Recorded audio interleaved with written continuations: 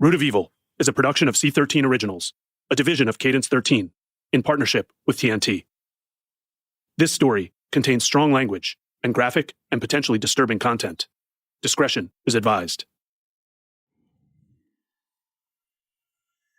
The location we're at here is 5121 Franklin Avenue, and it's right at the northwest corner of Franklin and Normandy in Hollywood. This is our great-uncle, Steve Hodel. He's standing outside the historic Sowden House in Hollywood, but our family has always called it the Franklin House. It was built in 1926 by Lloyd Wright, the son of legendary architect Frank Lloyd Wright. And this was our family home from 1946, and we were here until 1950.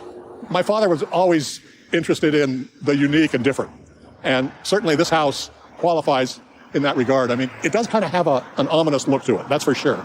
I mean, it looks foreboding, but also it looks like a Hollywood set. It looks like something, what the hell is this?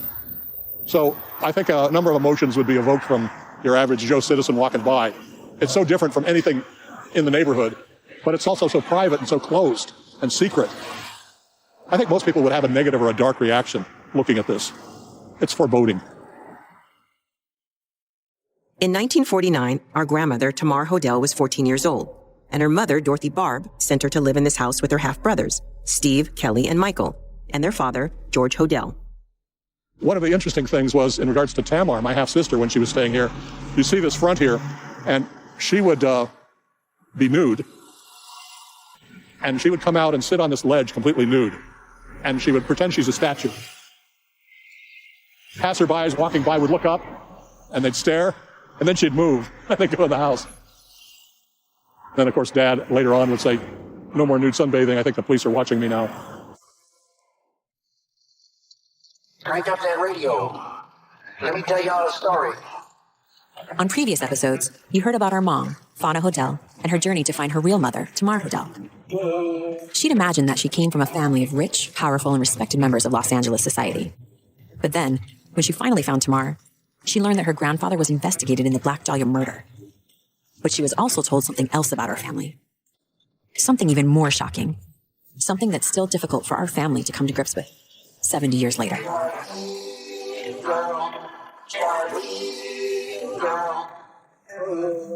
On this episode, life inside the Franklin House in 1949, and the moment that would change the course of our family forever.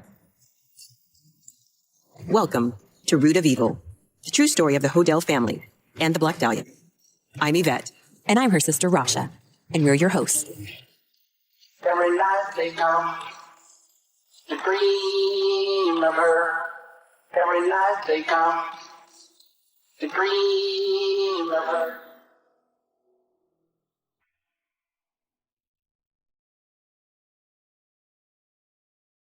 I come from a very unusual family. And I didn't realize it was unusual until I got older. And I had a hard time relating to people when they wanted to say, well, tell me about your family. This is our great-uncle, Kelly Hodel, Steve's younger brother by 11 months. I can't say we had any warm, fuzzy moments with our father. Our father was kind of a cold, distant man. And I don't think he liked children very much. I'd seen it written in correspondence, "I love you," but I don't remember actually hearing that from his words. I feared him because I knew he was capable of just blowing up any minute. Michael had written on the walls in Crayola, and he got us together and he said, who wrote on the wall in Crayola? And none of us would rat out the other. And so he said, I just want you to wait here because someone wants to talk to you. So he goes away, and a few minutes later, we're all waiting for someone to talk to us. The intercom comes on, and we hear this. Children, this is God. I want to know who wrote on the wall of Crayola. So that person may stay there, and the others may leave. So Steve and I got the hell out of there, not wanting to piss off God. And Mike sat there just kind of trembling, waiting for the wrath of God to come down upon him. Here's Uncle Steve. Children, this is God. You have 5 minutes to get ready and be out front, or you will be left behind. One of my favorite things with Dad back in those years was he had this really cool Army Jeep. And there was a vacant lot next to the house, and Dad would be driving, and he'd drive down the alley, and then he'd drive up onto this lot, and we'd go bumpity bump bump down the lot off the curb, and then we'd drive on his house calls. And he would sit us in the back of the car, and he would say, I don't want you to move out of this seat. Do not get out of the car. And we would sit there for 2, sometimes 3 hours, waiting for him to come back. And for, little kids our age, that's very, very hard to do. And he'd go out and he'd leave his medical bag there. One day, he comes walking out with a very attractive young woman, arm in arm, and they walked up to my side, and the woman said, "Oh, is this your son?" She says, "He's so beautiful." She says, "Can I keep him?" And I'm looking at Dad, of course, terrified. I don't want to be kept here. What? I'm looking at Dad, and he kind of does one of these slow, I'm afraid he's going to say yes. And he says, "Not this time, maybe another time." And she turns to him and says, "Well, thank you, doctor." She says, "I feel so much better now. Thank you for the treatment." And he'd get in the car and we'd drive off. So, now as we think back about it, he was, making sexual house calls. A nice recreational afternoon delight. So that was one of the ways he would take care of his kids.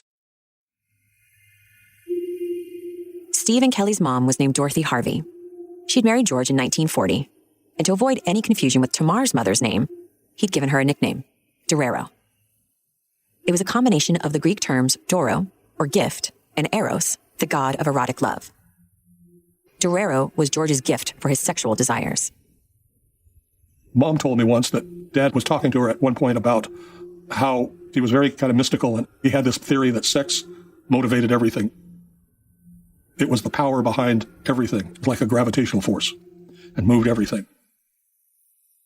She'd go on talking about what she considered to be his strange ideas about desire and sex. I always liked the name Dorero. I liked the way it sounded. I never knew actually what it meant until I just found out recently. She told me there was always a line of girls to my father's door, that there were orgies, that he would have her pick up girls for him. She was bisexual, but she would do it for George. But I also felt she feared him.